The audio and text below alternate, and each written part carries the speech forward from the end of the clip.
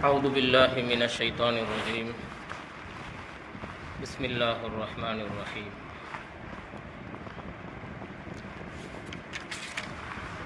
إن الحمد لله والصلاة والسلام على رسول الله صلى الله عليه وعلى آله وصحبه أجمعين. أما بعد، فقد قال الله تعالى في كلامه القديم وفي الفرقان المجيد بعد أعوذ بالله من الشيطان الرجيم. بسم الله الرحمن الرحيم. ما أصابك من حسنة فمن الله وما أصابك من سيئة فمن نفسك. صدق الله العظيم. وقال النبي صلى الله عليه وسلم قال: لا عدو ولا تيرة ولا هامة ولا سفر. وصدق رسوله النبي الكريم ونحن على ذلك من الشاهدين والشاكرين والحمد لله رب العالمين. أما بعد. அளவற்ற அருளாளனும் நிகரற்ற அன்புடையனுமாகிய எல்லா புகழும் புகழ்ச்சியும்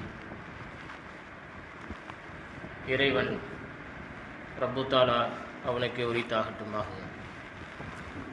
நமது கண்மணி நாயகம் முஸ்தபா தாஹா ரசூலுல்லாஹி ஸல்லல்லாஹு அலைஹி வஸல்லம் அன்னவர்கள் மீதும் அவர்களின்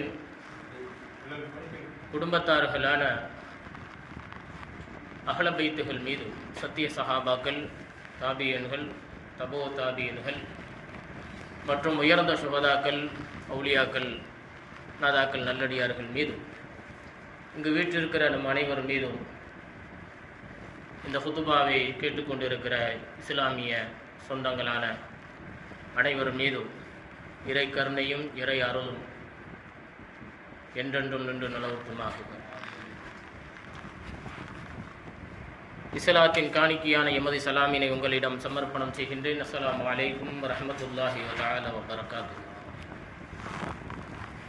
அல்லாஹுடைய மாபெரும் கிருபையால் பரக்கத்து பொருந்திய அருள்வளம் நிறைந்த சஃபரினுடைய மாசத்தில், அதுவும் துஆக்கள் கபூலாகக்கூடிய ஈது என்று சொல்லக்கூடிய ஈதுல் மசாக்கீன்,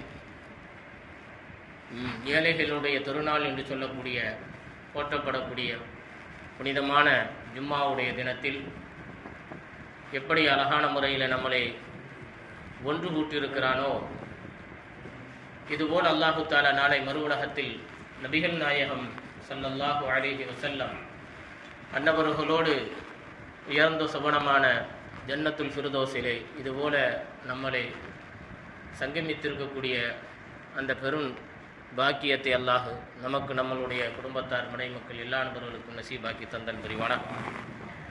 அதுபோல் அல்லாஹு தஆலா கொடிய மோசமான அந்த வெயிலுடைய தாக்கத்தின் மூலமாக ஏற்படக்கூடிய நோய்கள், மரணங்கள், விபத்துகள், பேராபத்துகள், இவைகளிலிருந்தும் எந்த விதமான துன்பங்கள், துயரங்கள் இதன் மூலியமாக கண் சிமிட்டும் அளவுக்கு ஏற்படக்கூடிய மோசமான அந்த தருணங்களிலிருந்தும் பாதுகாத்தல் புரிவானாக. அதுபோடு ஈமானோடு வாழ்ந்து ஈமானோடு மரணப்படுவதற்கும் கலிமாவோடு மரணப்படுவதற்கும் அல்லாஹ் நம் அனைவருக்கும் நசீபாக்கி தந்தல் புரிவானாக. ஆமீன். வல்ஹம்துலில்லாஹி ரப்பில் ஆலமீன். இன்றைக்கு சஃபரும் சபரும் என்ற ஒரு தலைப்பின் கீழ் சில விஷயங்களை பார்க்க இருக்கிறோம். ஏன்னா சஃபரை பற்றி இந்த மாதத்திலே நாம் பார்க்கவே இல்லை. சஃபரை பற்றி அது சம்பந்தமான விஷயங்களை நாம் பார்க்கவே இல்லை. அதனால்தான் சஃபரும் சபரும், சபர்ன்னு சொன்னால் ஆய்வுன்னு அர்த்தம். ஏன்னா சஃபரும் அதன் ஆய்வு என்ற ஒரு தலைப்பின் கீழ் நாம் பார்க்க இருக்கிறோம். பொதுவாக இந்த சஃபரை பற்றி பேசும் பொழுது, சஃபர் இந்த மாதம் மூட நம்பிக்கையை உள்ளடக்கப்பட்ட மாதம். இதில் இப்படியெல்லாம் காரியங்கள், காரண காரியங்களை நிகழ்த்தக்கூடாது, இதெல்லாம் புறந்தள்ளக்கூடிய ஒன்று என்பதாக சஃபரிலே பயணிக்கக்கூடிய நம் இஸ்லாமிய சொந்தங்களுக்குள் இருக்கக்கூடிய ஒரு தர்க்க வார்த்தை, சஃபர் என்று சொன்னால் மூட நம்பிக்கை. யாருமே சஃபர் மூட நம்பிக்கைன்னு யாருமே சொல்லலை. நம்ம மக்கள் இருக்காங்க பார்த்தீங்களா, நம்ம சமூகம் அன்றைய காலகட்டத்தில் தெளிவாக புரிந்திருந்தார்கள், இன்றைய காலகட்டத்திலும் தெளிவாக புரிந்திருக்கிறார்.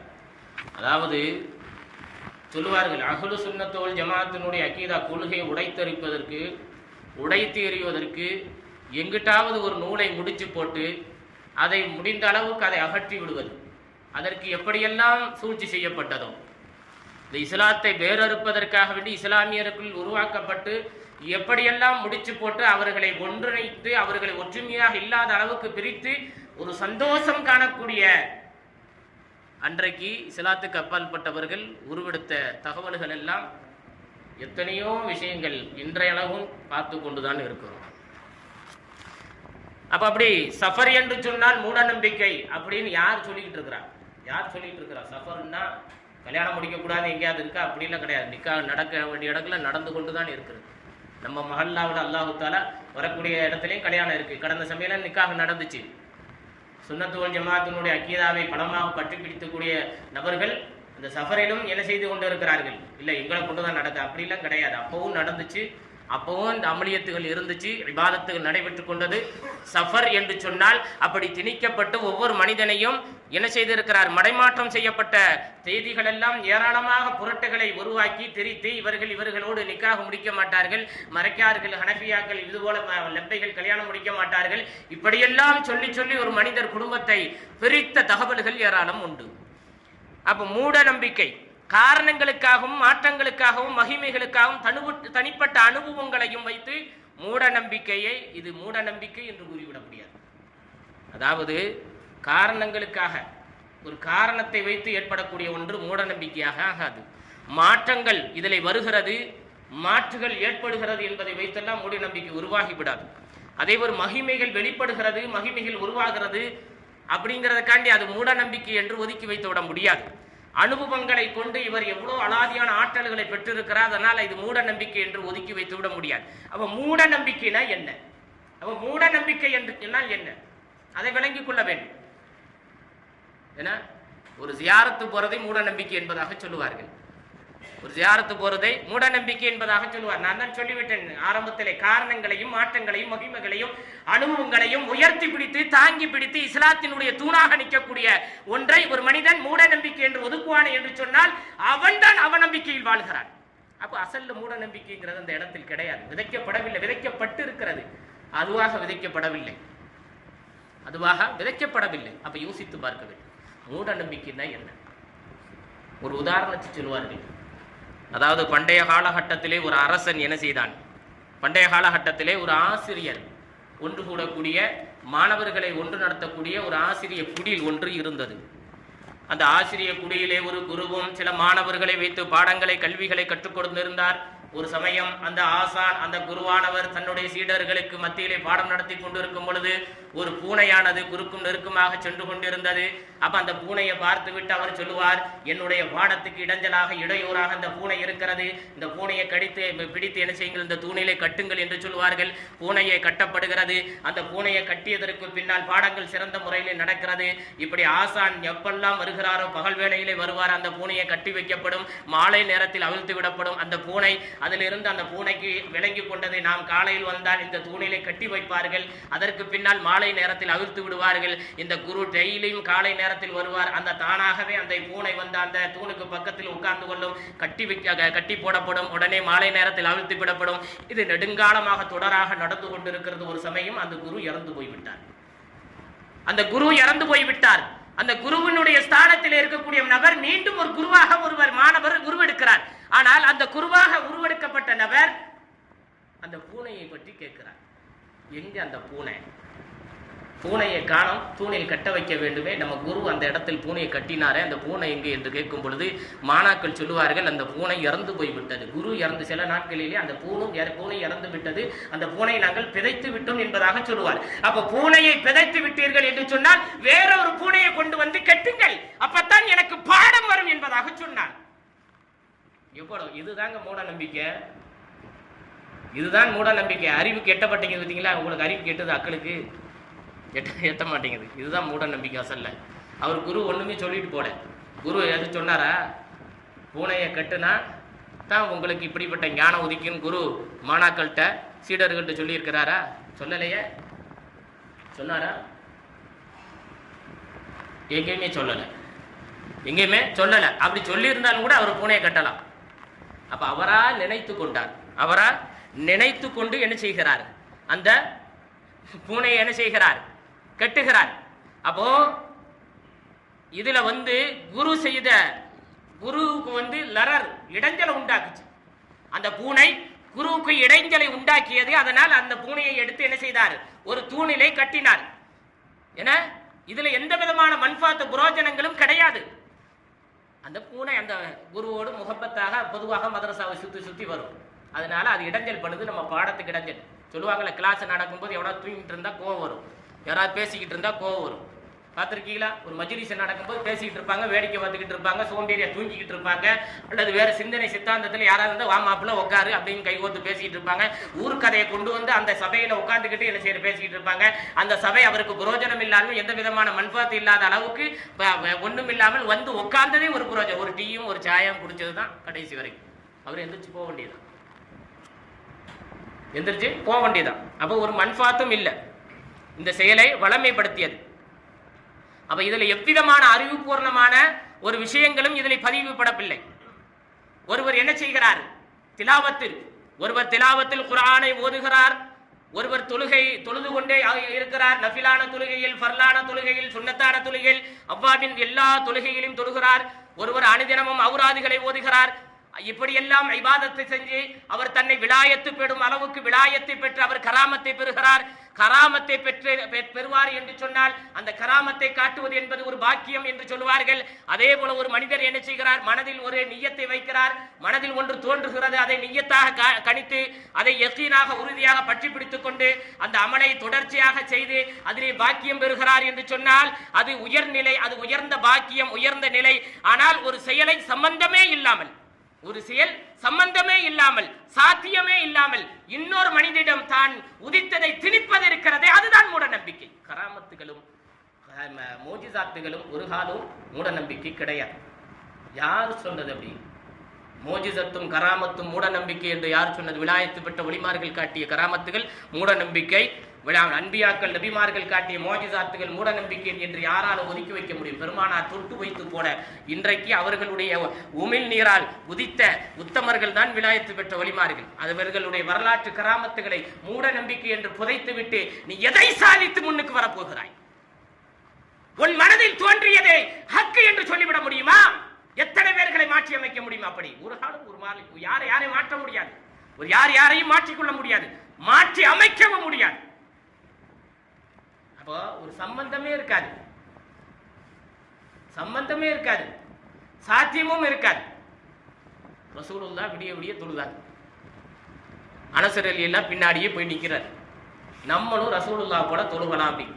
அவர் ரசூலுல்லாஹி ஸல்லல்லாஹு அலைஹி வஸல்லம் தொழுகிறாங்க விடிய விடிய ஒற்றைக்காலில் தொழுகிறார்கள். உங்களுக்கு டவுட் வந்துடும். அப்புறம் எப்படி ரசூலுல்லாஹ் ஒத்த விரல்ல தொழுதாங்க? அப்போ ஏன்னா நம்மால் எப்பவுமே வசுவாசு, டவுட் பார்த்தி எப்படிதான் தொழுதாங்க. அப்ப இப்படியெல்லாம் வரும். ஆனா அனஸ் ரலியல்லாஹு பார்க்குறாங்க. ஏன்னா ரசூலு வேற, நான் பல தடவை சொல்லியிருக்கிறேன், ரசூலு வேற நம்ம வேற, ரசூலு வேற நம்ம வேற. ஏன்னா அன்னைக்கு ஒரு இடையில ஒரு உதாரணம் ஒன்று சொன்னேன். சின்ன குழந்தைகளை கூட்டு பள்ளியாசல்ல நிப்பாட்டுவாங்க. சின்ன குழந்தைகளை கூட்டு பள்ளியாசல்ல நிப்பாட்டுவாங்க.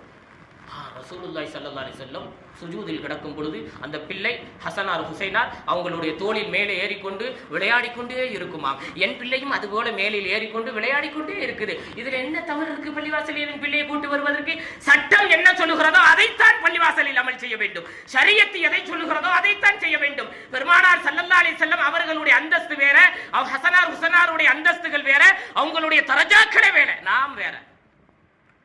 அவங்களும் நாமும் சமம் கிடையாது. அந்த சீதேவி எங்க இருக்கிறாங்க? நம்ம ஒன்றுத்துக்கு இல்லாதவங்க. நமக்கு சட்டம் சுஜூது செய்யும் போது புள்ள விளையாடிச்சுன்னா சிந்தனை மாச்சுன்னா தொழுகை பாத்திலா போயிடும். சட்டம் வந்துருச்சா இல்லையா? ஷரியத்து. அப்போ அறிவாளி மாதிரி அக்களியத்து உள்ளவுடைய மாதிரி பேசக்கூடிய ஆளுங்களாம் நம்ம ஆளுங்க இருக்கிறாங்க. என்ன பெரிய இது, நான் வந்து சந்தா கொடுக்குறேன் அது கொடுக்குறேன். நீ சந்தா கொடுக்காட்டி நீ கொடுத்தாலும் அல்லாஹ் விதிச்ச கலா கதிர் தொழுகை 5 வக்து நடந்தே தீரும். கபரஸ்தானிலே அடக்கம் பண்ணி எப்படி சட்டங்கள் உசூல்கள் எழுதப்பட்டதோ அதன்படி அடக்கியே தீர்வார்கள். பைசா இல்லாட்டியும் பிரச்சனை இல்லை. அமலியத்துக்கு பைசா தேவையே கிடையாது, கல்யாணத்துக்கு பைசா தேவையே கிடையாது. அதுக்கு இதுக்கா தேவையா? தேவையே கிடையாது. என்னத்துக்கு எதுக்கு 10 ரூபா வசூல் பண்ண தேவையே கிடையாது. எதுக்கு பைசா தேவை? ஏன்னா அல்லாஹ் நாடுனா அள்ளி கொடுக்கக்கூடிய செல்வந்தர்களுடைய உள்ளத்தில் விதைப்பதற்கு அல்லாஹ் நாடினால் ஒரு கண் சிமிட்ட நேரத்தில் நான் இந்த பள்ளியாசல்ல கோளாறு இருக்கா நான் செய்கிறேன், அல்லாஹ் உதிப்பை உருவாக்குவார். போய் பிச்சை எடுக்கணும்னு அவசியம் கிடையாது. என் பள்ளிக்கு இப்படி இருக்கு அப்படி இருக்குன்னு. இது ஒரு பெரிய கெட்ட செயல். கெட்ட செயல்களை நாம் செய்கிறோம். ஏன் நப்பாசை? பள்ளியாசலை வைத்து ஏன் நப்பாசை? விஷயத்துக்கு வருவோம். அப்போ கராமாத்துகளையும் மோஜிசாத்துகளையும் ஒரு காலம் நம்ம என்ன செய்து விட முடியாது. அதை மூட நம்பிக்கை என்று சொல்லி நம் ஈமானை நாம் இழந்து விடக்கூடாது. முகலாய மன்னர் அக்பர் இவர் ஒரு மூட நம்பிக்கை மனிதர். அந்த காலத்தில் அரசர்கள்லாம் பல பேர் என்ன செஞ்சிருக்கிறாங்க. நம்ம நினைக்கிறோம் உத்தம புத்திரர்கள் அரசர்கள் வந்திருக்கிற முகலாய மன்னர்கள்லாம் அப்படிலாம் கிடையாது. சில வரலாற்று நூல்கள்ல முகலாய மன்னர்கள்லாம் சில பேர் ரொம்ப மோசமா நடந்த வரலாறுகள்லாம் இருக்கு, திருத்தியும் சொல்லப்பட்டிருக்கு. நம்ம ஆளு அந்த பக்கமே போறது இல்லை. முகலாயர் மன்னருடைய வரலாற்றையெல்லாம் படிக்கிறது இல்லை. வரலாறு தானேங்க நமக்கு அடையாள சின்னம். வரலாறு தானே அடையாள சின்னம். இப்போ நீங்கள் நம்மெல்லாம் முஸ்லீமா இருக்கிறதுக்கு அடையாள சின்னம் என்ன? வாப்பா அம்மா முஸ்லீமா வாழ்ந்தாரு, நான் இப்படி வாழ்ந்திருக்கிறேன். அந்த வரலாறு அது அவருடைய தாய் தகப்ப தான் வரலாற்று சின்னம். இன்னைக்கு எத்தனையோ வக்போர்டுகள் இருக்கிறதுன்னு சொன்னா அந்த வக்போர்டுக்கு சபபா இருக்கக்கூடிய அங்க அரசாட்சி புரியக்கூடிய அந்த மகானிகள் ஒரு அடையாள சின்னம். அந்த அடையாள சின்னத்தை வச்சு வக்போர்டுகள் இன்னைக்கு என்ன செய்யறாங்க?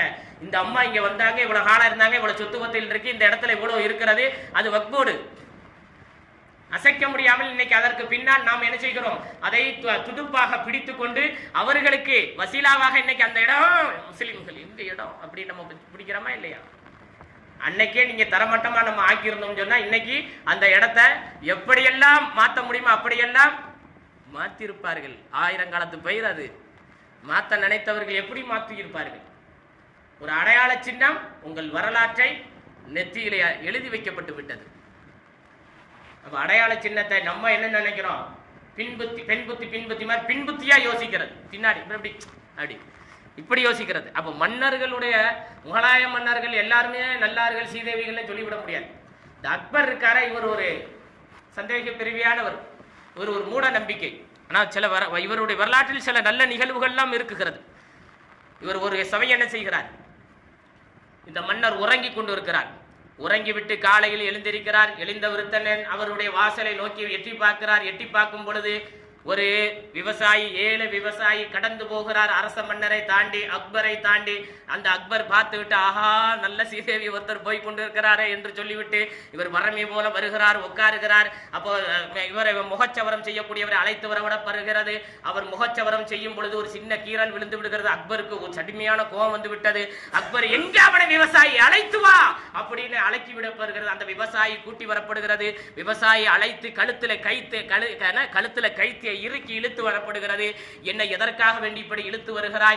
உன் முகத்திலே தானடா காலையில் முழித்தேன், உன் முகத்திலே தானடா நான் காலையில் விழித்தேன், என்னுடைய கழுத்தில் பாரடா கத்திப்பட்டு விட்டது கன்னத்திலே. முகச்சவரம் செய்யும் பொழுது அந்த அக்பர் கோபப்பட்டார். அக்பர் கோபப்படும் பொழுது இவர் சிரித்துக் கொண்டே இருக்கிறார். அடாடாடாடா நீ எவ்வளவு பெரிய சித்தாந்தம் சிந்தனை உள்ளவனாய் இருக்கிறாய். விவசாயியிடம் கேட்கிறார் மன்னர், நீ என்ன சிரித்துக் கொண்டே இருக்கிறாய்? நீ கொஞ்ச நேரத்தில் உனக்கு மரணம் வரப்போகிறதே, கவலை இல்லையே, கண்ணீர் இல்லை, ஏன் சிரிக்கிறாய் என்று கேட்கும் பொழுது அந்த விவசாயி, ஏழை விவசாயி சொல்லுவாராம், மன்னரே, அதாவது மன்னரே, என் முகத்தில் நீங்கள் விழித்ததால் உங்கள் கன்னத்தில் ஒரு கீறல் தான், ஆனால் நான் உங்கள் முகத்தில் முழித்ததான் என் கழுத்தை காணாமல் போக போகிறதே. அப்ப எவ்வளவு பெரிய நீ ராசிக்காரன் என்பதை நான் நினைத்து பார்க்கும் போது சிரிக்கிறேன் என்பதாக சொன்னாராம். அது எப்படி பாத்தீங்களா? அக்பருடையது. அக்பர் என்ன நினைக்கிறாரு? ஒரு விவசாயினுடைய முகத்துல முழிச்சதுனால இவன் முக ராசியால் எனக்கு கன்னத்துல கீறல் விழுந்துருச்சு.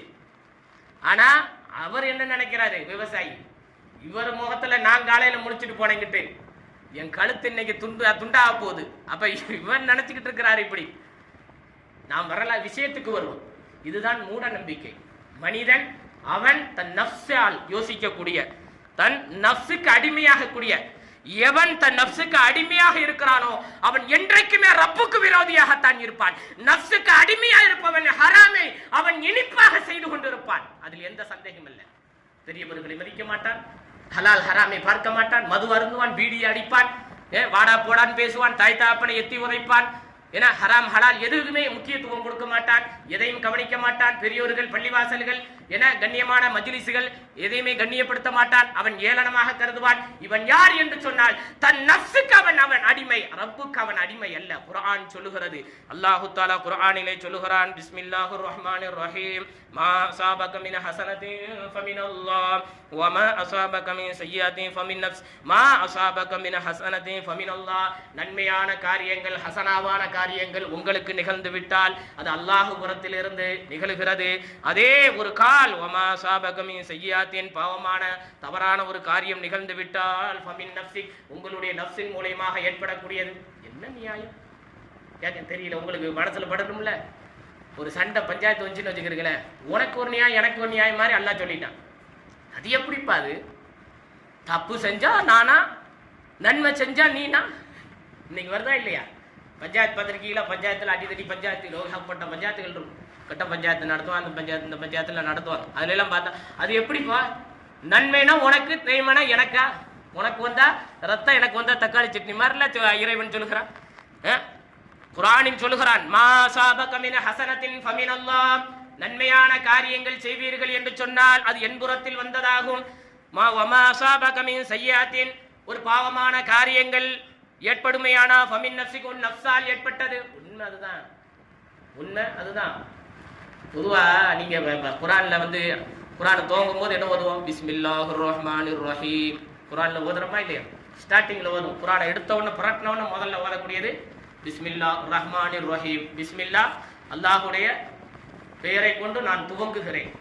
அர் ரஹ்மான் அர் ரஹீம், ரஹ்மானான ரஹீமான ரப்பான உன்னுடைய பெயரை கொண்டு நாமத்தை கொண்டு துவங்குகிறேன். இந்த ரஹ்மான் ரஹீமுக்கு யாருக்காவது எத்தனை தடவை படிச்சிருப்போம் அது இருக்கும். ரஹ்மான்னா என்ன தெரியுங்களா? ரஹ்மான் சொன்னா இந்த உலகத்துல என்ன இருந்தாலும் செய்வதற்கு அல்லாஹ் ருக்ஸத் கொடுப்பான். என்ன செஞ்சாலும் சரி. எத்தனை பேர் தண்ணி, இப்ப தண்ணி அடிக்கிறான், ஷாரிபுல் ஹம்ரு அடிக்கிறான். ஒரு முஸ்லீம் தான், தைரியமா அடிக்கிறான். விபச்சாரம் தைரியமா பண்றான். அவன் ஜனா பண்றான் தைரியமா. பெரும்பாவங்கள் இருக்குல்ல, சாதாரணமா செய்யறான். 7 பாவங்கள் இருக்குல்ல, பெரும்பாவங்கள். இது ரஹ்மான். ஏன் நீ செஞ்சுக்க, இந்த உடல் உனக்கு அமானிதம். உடல்ல நஃப்ஸு உள்ள இருக்குல்ல, நஃப்ஸு. ஷைத்தான் பெருசா நஃப்ஸு பெருசான்னு பார்த்தா நஃப்ஸு தான் பெருசு. ஷைத்தான் பெருசு கிடையாது. ஷைத்தான் வில்லன், தப்பிச்சு ஓடிடுவான். ஷைத்தான் எப்படி தெரியுங்களா? நீங்க எல்லாரும் நம்ம ஷைத்தான்ட்ட ஒரு காலம் நம்ம சண்டை போட முடியாது. ஷைத்தானை விட கல்விமான் யாரும் கிடையாது. ஷைத்தான் அல்லாட்ட முறையிட்டான். அவன் என்ன சொன்னா, நான் நெருப்பு, இவன் மண்ணு. ஏன்னா ஆணவத்தை பேசினான். அவனை மாதிரி இபாதத்தை செய்யக்கூடிய யாரும் கிடையவே கிடையாது உலகத்துல. அவன் சுஜூது செய்யாத இடமே இல்லை. நம்ம சும்மா ஏன்னா நம்மளாம் என்ன சுஜூது செஞ்சிருப்போம்? காலையில் வந்திருக்க மாட்டோம், தண்ணிக்கு ஜும்மால எல்லாரும் என்ன செய்யறோம்? நம்ம ஒன்று செய்யறோம். நம்ம சுஜூது இப்படி ஒரு சுஜூது. ஆனா இப்லீஸ் ஷைத்தானுடைய அந்த படைகள் இருக்குல்ல, மலக்குமார்களுக்கு உஸ்தாது, மலக்குமார்களுக்கு ஆசிரியர் யாரு? பாடம் கற்பித்து கொடுத்தவன் இப்லீஸ். அந்த இப்லீஸ் அப்ப அவனை விட, மலக்கை விட அப்ப ஞானத்துல கூடினவன் யாரு? இப்லீஸ். அவன் சுஜூது செய்யாத இடமே இல்லையா? அவன் சுஜூது செய்யாத இடமே இல்லை. அவ்வளோ எல்லா இடங்களையும் அவனுடைய சுஜூது நெத்தி பட்டிருக்கு. அவன் என்ன செய்வான் தெரியுங்களா? அவன் வழிகெடுக்கத்தான் செய்வான். உங்களை நரகத்துக்குலாம் போக சொல்லலை. அவன் நரகத்துக்கு போற வழியெல்லாம் காட்ட மாட்டான். உங்களை வழி கெடுப்பான். எங்க கெடுப்பான் தெரியுங்களா? எங்க கெடுப்பான்? ஒரு வீடு இருக்கு, ஆறுன தட்டிட்டு போவான். ஒரு தனி செய்வான், ஆறுன தட்டிட்டு போவான். கோபம் வரும். யாரும் அந்த சுவிட்சை போட்டு போறது, போட்டுட்டு போவான். ஆனா கோபம் எங்க இருந்து வரும்? இங்க இருந்து வரும். அவன் தப்பிச்சு விடுவான். முஹையதீன் அப்துல் காதிர் ஜீலானி ரலியல்லாஹு அன்ஹு அவங்களுடைய தகப்பனார் ஒரு பாதையிலே சென்று கொண்டிருக்கும் பொழுது கடுமையான பசி வருகிறது. அந்த பசியிலே அவர்கள் ஒரு ஆப்பிளை பார்க்கிறார்கள். நீரோடையில் ஆப்பிள் ஓடிக்கொண்டிருக்கிறது. அதை எடுத்து இவர்கள் சாப்பிடுகிறார்கள். அந்த சாப்பிட்டு விட்டு பசியாறினதுக்கு பின்னால் யோசிக்கிறார்கள், அந்த ஆப்பிள் என்பது நமக்கு ஹலால் அல்லவே, அது ஹராமாச்சே, ஹராமான உடல், ஹராமான உணவை கொண்டு உடலில் ஒட்டி இருக்கிறதை இது எப்படி ஹலாலாக்குவது? வரலாற்றுகளில் புனையப்பட்டிருக்கிறது. கௌசுல்லாஹினுடைய தந்தையாரு அந்த அவங்க விளக்கம் எழுதும் போது சொல்லுவார்கள், அந்த ஆப்பிள் கீழே கிடக்கு, அது எடுக்கிறது நமக்கு ஹலால் இல்லை. ஆனா ஹலாலா காமிச்சு கொடுக்குறான் யாரு? ஷைத்தான், பாரு அப்படின்னு. ஆனா நஃப்ஸ் அதை எடுக்க சொல்லும். ஒரு 10,000 ரூபாய் கீழே கிடக்குன்னா டே நடந்து வா, ஷைத்தான் சொல்ல டே கிடக்குடா, ஒரு பொண்ணு போதுடா டே அங்க பாடுறா அப்படி, பொண்ணு போ பாடுறா அப்படி, டே அந்த இருக்கிற மதுக்கடை பாடுறா அப்படி ஷைத்தான் காட்டத்தான் செய்வான். ஆனா அந்த நஃப்ஸ் உள்ள இருக்கு பார்த்தீங்களா, பெரிய ஷைத்தான். ஷைத்தானுக்கெல்லாம் அப்பனுக்கெல்லாம் அப்பன். இத ரப்பு அனரப்புன்னு சொன்னது இந்த நஃப்ஸ் தான். இந்த நஃப்ஸ கோடான கோடி வச்சு நரகத்துல வச்சு அவ்வளவு பாடுபடுத்தினான். திருந்தல கடைசி வரைக்கும் நீ தான் நான் தான். அப்படிப்பட்ட ஒரு நஃப்ஸை எங்க வச்சிருக்கான் தெரியுங்களா? நம்ம உடல்ல தான் வச்சிருக்கான். அந்த நஃப்ஸ் இந்த உடல்ல இருந்து இந்த உடலை இது அப்ராணியான உடல். இந்த ஜசது இருக்குல்ல, இந்த ஜசது அப்ராணி, ஒன்றும் செய்யாத பாவம். இது இந்த நஃப்ஸால இந்த இது கெட்டு பலியாடு மாதிரி என்ன செய்யுது, கபூர்ல வேதனைப்படுது. ஆனா இதுக்கெல்லாம் மூலாந்தரம் யாரு? இந்த நஃப்ஸ். அதை உரு ஏற்றிக்கிட்டு இருக்கிறது யாரு? கண்ணில் காமிச்சுக்கிட்டு ஷைத்தான். அதனால ஷைத்தான் நாளை மறு உலகத்திலே தப்பித்து விடுவான். நாளை மறு உலகத்திலே தப்பித்து விடுவான். அதனால் தான் சொல்லப்படுகிறது, அல்லாஹ் என்னைக்குமே ஹைரைத்தான் நாடுவான், ஹசனாவைத்தான் நாடுகிறான்.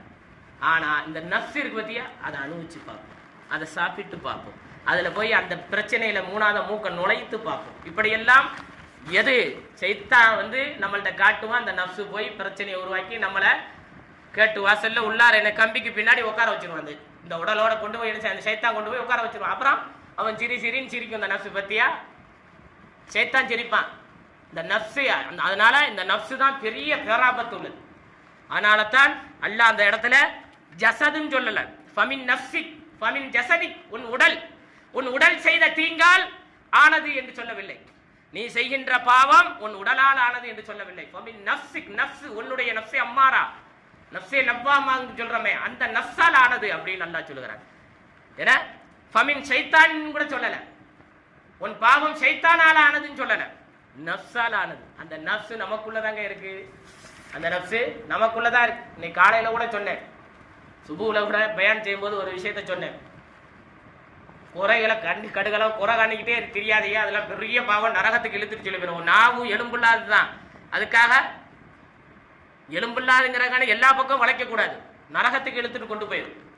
நம்ம என்ன செய்யறது? நமக்கு நல்ல விஷயங்கள்ல குறை காணுங்க, கெட்ட விஷயத்தை உரிமை எடுத்துக் கொள்வதற்கு யாருக்கும் அதிகாரம் கிடையாது. ஒரு குடும்பம் இருக்கிறது என்று சொன்னால் தலையிடுவதற்கு யாருக்கும் அதிகாரம் கிடையாது, கணவன் மனைவி விஷயத்தில். ஆனால் அதே நல்ல விஷயத்திலே தலையிடுவதற்கு அனுமதி உண்டு.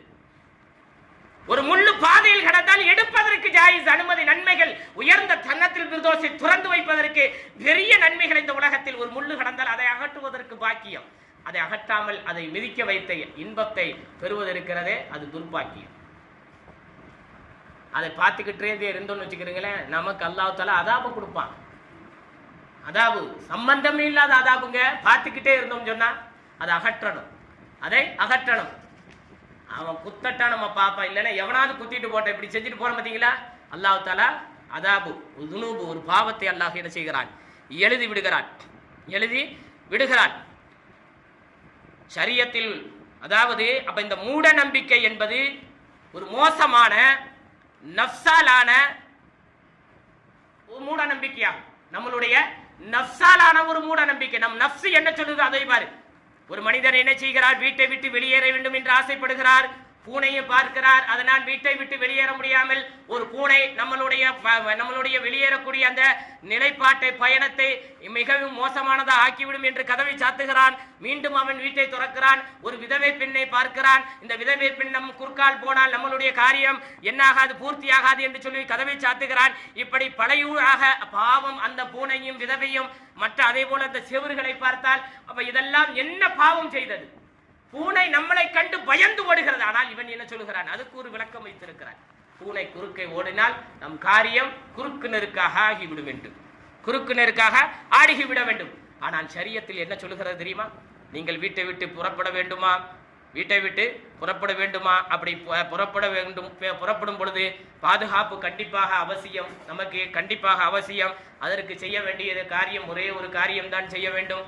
ஹதீஸிலே பெருமானார் ஸல்லல்லாஹு அலைஹி வஸல்லம் சொன்னார்கள், அனஸ் இப்னு மாலிக் ரலியல்லாஹு தஆலா அன்ஹு قال رسول الله صلى الله عليه وسلم من قال يعيني اذا خرج من بيته பிஸ்மில்லாஹி தவக்கல்து அலல்லாஹ் வலா ஹவுல வலா குவத இல்லா பில்லாஹ்.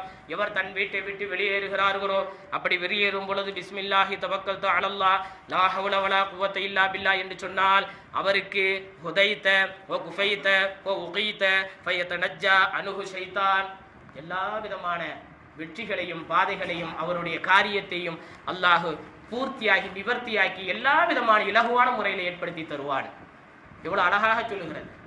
ஆனா அந்த நம்பிக்கையில நம்ம மறந்துட்டோம். அந்த ஹதீசுகளை எல்லாம் எடுத்து நம்மளுடைய செயல்பாட்டில் கொண்டு வராமல் நாம் அதையெல்லாம் என்ன செய்து விட்டோம்? முடக்கி விட்டோம். நாம் அதையெல்லாம் முடக்கி விட்டோம். சரி, அப்போ இந்த சஃபருடைய மாசத்திலே, இந்த சஃபருடைய மாசம் என்பது சிறந்த ஒரு மாசம் தான். இந்த மாதம் என்பது ஒரு சிறந்த மாசம், அதுல எந்த சந்தேகம் இல்லை. கவலை என்னவென்று சொன்னான், இந்த மாசத்திலே கவலை என்னவென்று சொன்னான், இந்த வையகமே எதிர்பார்த்த சுவனத்திலே எழுதப்பட்டிருந்த மிகவும் வாக்கியம் நிறைந்த எங்களுடைய கண்மணி நாயகம் முஸ்தபா தாஹா ரசூலுல்லாஹி ஸல்லல்லாஹு அலைஹி வஸல்லம் அவர்கள் நோய்வாய்ப்பட்டது இந்த புதன், கடைசி புதனில் தான் என்று வரலாற்று ஆசிரியர்கள் பதிவு செய்கிறார். நமது கண்மணி நாயகம் முஸ்தபா ஸல்லல்லாஹு அலைஹி வஸல்லம் நாம் எல்லாம் சுவனம் செல்வதற்கு காரணமாக இருக்கக்கூடியவர்கள். எல்லா நபிமார்களும் ஆசைப்பட்டார்கள், நான் பெருமானார் ஸல்லல்லாஹு அலைஹி வஸல்லம் உம்மத்திலே வாழ வேண்டும், அவர்களுடைய உம்மத்திலே இருக்க வேண்டும். எத்தனை நபிமார்கள் ஆசைப்பட்டார்கள், மிஅராஜிலே நிறைவேற்றிக் கொண்டார்கள். அவர்கள் பின்னால் தொழுவதற்கு ஆசைகளை, அவர்களுடைய ஆசைகளை பூர்த்தியாக்கி கொண்டார்கள். பேசுவதற்கு ஒவ்வொரு வானத்திலும் பூர்த்தியாக்கி கொண்ட நபிமார்கள் எத்தனை பேர்கள். அப்படிப்பட்ட பாக்கியத்திலே பிறந்த பாக்கியவான்கள் உம்மத்தை முஹம்மதியாவோட நாம் கண்ணீர் வடிக்க வேண்டும். பெருமானார் ஸல்லல்லாஹு அலைஹி வஸல்லம் நோய்வாய்ப்பட்ட நாளும் மாதமும் இந்த சஃபருடைய கடைசி புதனில் தான் அவர்கள் அந்த இடத்தில் அவர்களுக்கு விஷம் அருந்தப்பட்டு அவர்களுடைய நோயின் அறிகுறி இந்த மாதத்தினுடைய கடைசி நாளில் வந்தது. அப்ப கவலைப்படாம என்னங்க பண்ண முடியும்? ஒரு புள்ள பிறந்து வளர்ந்து இறக்குது, அவன் என்ன சொல்லுவான்? மறு வருஷம் நான் என் புள்ள இந்த மாசம் தான் நோய்வாய்ப்பட்டுச்சு. அடே, உத்தம நபி ஸல்லல்லாஹு அலைஹி வஸல்லம் நோய்வாய்ப்பட்டதை பெருசா வேண்டாங்கிற, அதெல்லாம் பேசக்கூடாதுங்கிற, சிறுக்குங்கிற, அப்படிங்கிற ஓம் பிள்ளை உத்தமரா? அப்படி கிடையாது. பெருமானார் ஸல்லல்லாஹு அலைஹி வஸல்லம் அவர்கள் உத்தமர்கள். அவர்கள் பேர் இல்லை என்று சொன்னால் நமக்கு ஜன்னத்தே இல்லை, சுவனமே இல்லை, ஹராமாக்கப்பட்டு விட்டது. அவ நபிகள் நாயகம் ஸல்லல்லாஹு அலைஹி வஸல்லம் அவர்கள் கடைசி புதனில் தான் நோய்வாய்ப்பட்டார்கள் என்பதாக கிதாபினுடைய வல்லுநர்கள் ஆசிரியர்கள் பதிவு செய்வார்கள். ஆனாலும் கூட அதை தாண்டி நமக்கு பதிவு செய்யப்பட்டிருக்கிறது, இந்த சஃபருடைய மாசத்தில் தான் நபி அய்யூப் அலைஹிஸ்ஸலாம் நோய்வாய்ப்பட்டார்கள், அதுவும் கடைசி புதனில் தான் என்பதாக சொல்வார்கள். தொழு நோய் என்று சொல்லக்கூடிய மிகவும் மோசமான இந்த நோய் உருவான துவக்கமும் அதே புதனில் தான். துர்பாக்கியம் உள்ள நஹ்ஸ் என்று சொல்லக்கூடிய மிகவும் விஷமியான ஒரு கடைசி புதன் நஹ்ஸுடைய நாள் என்று பதிவு செய்யப்பட்டு ஏகோபித்த கருத்தின்படி நஹ்ஸுடைய புதன் என்பதாக இந்த சஃபரிலே கடைசி புதனாக பதிவு செய்ததும் இதே மாதத்தில் தான். அதனால் இந்த மாதம் பீடை அல்ல, அந்த நாள் மிகவும் வேதனைக்குரிய நாள். இந்த மாதம் பாக்கியம் நிறைந்த மாதம் தான். அந்த நாள் என்பது நமக்கு கண்ணீரை வரக்கூடிய ஒரு நாள், கண்ணீரை வர வைக்கக்கூடிய நாள். தரீக்கா சிலவதுக்கு பிடிக்கும், சிலவதுக்கு பிடிக்காது. தரீக்காங்கிறது சிலவதுக்கு பிடிக்கும், சிலவதுக்கு பிடிக்காது. பொதுவாக சிம்பிளா ஒரு உதாரணம் சொல்லுகிறேன். கணவன் மனைவி இருக்கிறாங்க, ஒரு குடும்பம் இருக்கு, அவங்களுக்குன்னு சில ரூல்ஸ் வச்சிருப்பாங்க, குடும்பம் நடத்திக்கிட்டு போயிட்டே இருப்பாங்க வாழ்க்கையில. இவர் போய் என்ன சொல்லு, ஏன் இப்படி இருக்க, ஏன் இப்படி பீரோல் வாங்கியிருக்க, ஏன் இப்படி டிவி வாங்கியிருக்க, ஏன் உன் பிள்ளைய இப்படி வளர்க்குற, ஏன் இந்த ஸ்கூல்ல சேர்க்குற, இது உனக்கு தேவையா? உனக்கு பிடிச்சா உன் குடும்பத்துல போய் சொல்லு, உன் குடும்பத்தோட நிப்பாட்டி. இன்னொரு குடும்பத்துல போய் குதூகல விளையாட்டுங்கிற மாதிரி குதிரக்க விளையாட்டுகளை பார்க்கக்கூடாது, குதிரக்க விளையாட்டுகளை பார்க்கக்கூடாது. இதுதான் தரீக்காங்கிறது. தரீக்காங்கிறது வந்து அவங்களுக்குன்னு ஒரு ரூல்ஸ், அவங்களுக்குன்னு ஒரு வழி பாதை, அது முகப்பத்தா பிடித்து அதை கொண்டு பயணித்து போய் கொண்டு இருப்பார்கள். அப்படி என்ன செய்யுது, அப்படி பட்ட நபர்களில் நக்ஷபந்தியாவினுடைய தரீக்காவான பஹாவுதீன் நக்ஷபந்தி அவங்க என்ன சொல்றாங்கன்னு சொன்னா, பஹாவுதீன் நக்ஷபந்தி ரஹிமஹுல்லா சொல்றாங்க, கடைசி சஃபரனுடைய கடைசி புதனிலே பலவிதமான பலா முசீபத்துகள் இறங்கிறது. அதை தாண்டி எழுகிறார்கள். துக்கிர பாலுல் ஆரிஃபீன், ஆரிஃபீன்கள் பலர்கள் சொல்லுகிறார்கள், அன்னஹு யன்ஸிலு ஃபீ குல்லி சனத்தின், ஒவ்வொரு வருஷமும் சலாசமிஅத வ 20 அல்ஃபா 3,20,000 மினல் பலியாத் பலாக்கள் இறங்குகிறது. வ குல்லு தாலிக ஃபீ யௌமில் அர்பியா அல் அഖீரா, அதாவது சஃபரனுடைய கடைசி புதன்களிலே மின் சஃபரனுடைய கடைசி புதன்களில் ஒவ்வொரு வருடங்களும் இவ்வளவு பலா முசீபத்துகள் இறங்குகிறது. ஃபயகூனு தாலிகல் யௌமு, அந்த நாளிலே அஸ்ஆத்து ஐயாமி சனதி குல்லிஹா, எல்லா வருடத்துக்கும் பாதுகாப்பை எழுதுகிறார்கள். ஃபமன் ஸல்லா, யார் ஃபீ தாலிகல் யௌம், அந்த நாளிலே ஒரு மனிதன் எழுந்திருத்து 4 ரக்காயத்துகள் 40 ரக்காத்தின் 4 ரக்காயத்துகள் தொழுவான என்று சொன்னால் யக்ரஉ ஃபீ குல்லி ரக்காத்தின் ஃபாத்திஹத்துல் கிதாப் அல் மர்ரா, ஃபாத்திஹத்துல் கிதாப் ஒவ்வொரு ரக்காயத்திலும் ஓதியதற்கு பின்னால் சூரத்துல் கௌசரை 17 மர்ராத் 17 தடவை, முல் இஹ்லாஸு 15 மர்ராத் 15 தடவை சூரத்துல் இஹ்லாஸை குல்ஹுல்லாஹதையும் வல் முஅவ்விதத்தையும் யார் ஓதி தொழுகிறாரோ லம் யஸ்பஹு ஷர்ர தாலிகல் யௌம், அன்றைய நாளில் இருந்து அவருக்கு எந்த பலா முசீபத்துகளும் அன்றைய நாளில் இறங்கக்கூடிய பலா முசீபத்தில் எதுவும் அவரை அண்டாது என்பதாக ஆரிஃபீன்கள், சூஃபியாக்கள், ஞானவான்கள் பதிவு செய்திருக்கிறார்கள். நான் ஆரம்பத்தில் சொல்லிவிட்டேன், பிடித்தவர்கள் இன்பமாக என்ன செய்வார்கள், ருசித்து சாப்பிடுவார்கள். ஒவ்வொருத்தருக்கும் ஒவ்வொரு ரசனை இருக்கும். அப்ப இப்படி பதிவு செய்து இருக்கிறார்கள். பொதுவாக சஃபர்னா என்னன்னு நம்ம புரிஞ்சுக்கணும். சஃபர்ன்னு சொன்னாலே பீட அப்படின்னு ஒரு அடையாள குறி வச்சுட்டாங்க. அப்படிலாம் கிடையாது. சஃபர்னால என்ன அப்படிங்கிறதுக்கு, அதாவது மாலிக் இப்னு அனஸ் ரலியல்லாஹு தஆலா قال சுஐலல் மாலிக் ரலியல்லாஹு தஆலா அவங்களிடம் கேட்கப்பட்டதன் கௌலிஹி லா சஃபர், அதாவது ஒரு ஹதீஸ் இருக்குல்ல, லா அதுவா வலா தீரத வலா ஹாமத வலா சஃபர், லா அதுவா தொற்று நோய் என்பது இஸ்லாத்தில் கிடையாது, வலா தீரத பறவை சகுனம் என்பது கிடையாது, வலா ஹாமத ஆந்தை சகுனம் என்பது கிடையாது, வலா சஃபர் என்பது கிடையாது. சஃபர்னா பீடை என்று பதிவு செய்து வச்சிருக்கிறார்கள். அப்படிப்பட்ட நம்மளுடைய அக்களிலே பதிவு இருக்கிற அறிவுல நம்மளுடைய மூளையில மண்டையில இருக்கக்கூடிய அந்த சஃபர்னா மாதம் என்று சொல்லுமே, அது அந்த இதிலிருந்து டெலீட் பண்ணிவிட்டு சஃபர் என்று சொன்னால் என்ன என்பதை நாம் இங்கே படித்து காண்போம். அதாவது மாலிக் இப்னு அனஸ் ரலியல்லாஹு தஆலா சொல்கிறார்கள், சுஇல மாலிக் அன் கௌலிஹி லா சஃபர், லா சஃபர் என்று சொன்னால் என்ன என்று கேட்கப்பட்ட போது, இன்ன அஹ்லுல் ஜாஹிலியத் கானு யுஹில்லூன சஃபர் யுஹில்லூனஹு ஆமன் வ யுஹர்ரிமூனஹு ஆமன் ஃபகால நபியு ஸல்லல்லாஹு அலைஹி வஸல்லம் லா சஃபர், சஃபர் என்று சொன்னால் அந்த மாதத்திலே அவர்கள் பயணம் செய்வதை என்ன செய்வார், தடுத்துக் கொள்வார்கள். அது ஒரு விதமான ஒரு நோய், அது விதமான ஒரு நோய்.